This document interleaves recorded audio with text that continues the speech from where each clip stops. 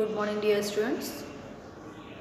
I am teaching chapter 12 and name of the chapter 12 is the electricity and circuits. Yesterday I have given till activity 3 and today we will discuss about what is inside an electric cell. What is inside an electric cell? Materials required. What are the materials required? Materials required are discarded electric cell, hacksaw, saw used for cutting metals. Methods: hold the electric cell in a vertical. You can see in the diagram 12.6. Hold the electric cell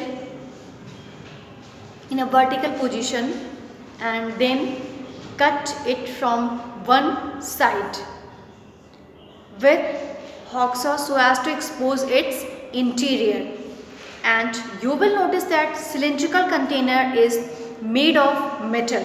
Cylindrical container is made of metal and this metal is always zinc and acts as negative terminal of electric cell, and sticking to the cylindrical container of zinc is a cylindrical layer of white substance which is sticky to touch. The white substance is ammonium chloride. White substance present inside the cell, that is the ammonium chloride, and within cylindrical layer of white substance is a dark grey granular powder.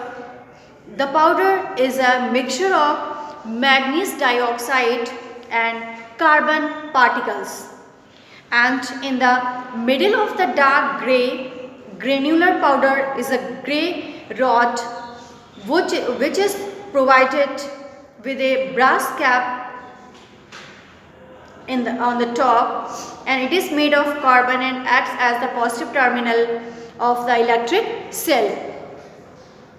And the electric cell produces a small amount of electricity from the chemicals zinc and ammonium and is stored within it. When these chemicals are used up, the cells stops producing electricity, and as the electric cell produces a small amount of electricity, they are perfectly safe and one can handle them without receiving an electric shock. Furthermore, these electric cells are not very costly and are portable, and you can do lots of experiments with them. And what is electric bulb? Electric bulb you can see at home and different shapes and size. Carefully take out the electric bulb and touch or buy one from an electric shop. Shows an actual torch bulb. Examine the bulb with a hand lens. It shows the inside of the bulb. You will notice a teeny coiled wire supported by two thick. This is the teeny coiled wires and supported by two thick supporting wires. And the teeny coil is called the filament, and this coil is called the filament. This teeny coiled wire is called the filament. It is supporting by two wires. This is called the supporting wires. This is called the supporting wires. This is the electric bulb and this is the supporting wires. This is the supporting wires, and two thick wires making this V shape are called supporting wires. This is the electric bulb and these two are supporting wires, and these are the filaments.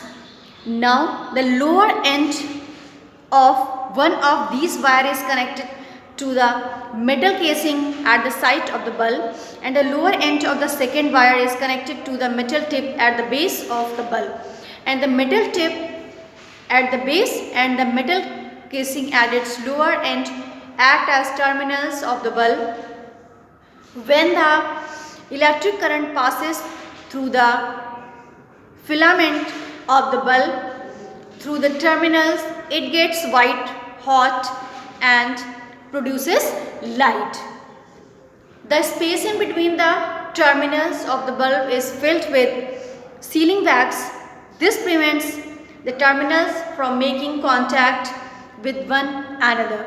Lighting up a bulb with an electric cell. Lighting up a bulb with electric cell. In order to light up a bulb with an electric cell, let us perform the following activities. Activity 5. To light up a bulb with an electric cell, materials required: 4 plastic coated copper wires with the ends of white plastic coating is removed so as to expose the bare copper wires and electric cell and bulb. These are the materials required for the activity. Methods: take the electric cell and fix 2 copper wires, one on each terminal, and with the help of plastic tape as shown in figure 12.9, and make sure that exposed ends of copper are making firm contact with the terminals of the cells. You can see in the diagram 12.9a, 12.10 cell is in holder, and 12.11 bulb connected with wires, bulb in holder 12.12, and then arrangements you can see in given diagrams 12.13, 12.14, 12.15, 12.16, 12.17, 12.18. Different diagrams are there, and what is the arrangement and how arranged you can see in the diagram. Connecting the plastic coated copper wire to the terminals of the cell is always inconvenient. If you can afford to buy a cell holder from an electric shop, then fix the cell and wire on it as shown in figure 12.10. And never directly join the wires that are meant to be connected to the terminals of the cell, that is, without connecting them to electric bulb or any other electric devices.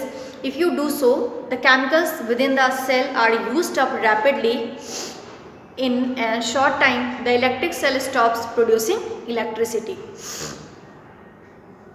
Fix one end of an exposed copper wire to the cylindrical metal top of the bulb with the help of plastic tape, and take another copper wire and fix its exposed end to the bare ends of the bulb with the plastic tape as shown in the figure 12.11.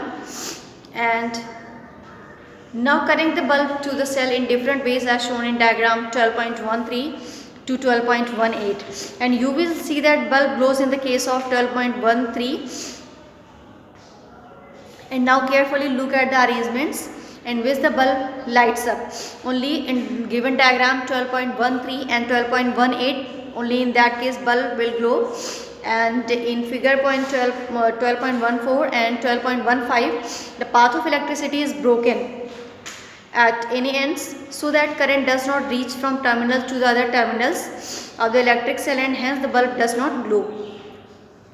And starting from one terminal of this cell, there is a continuous path, but it ends at the same terminal. In such a situation, no current flows and hence the bulb does not glow.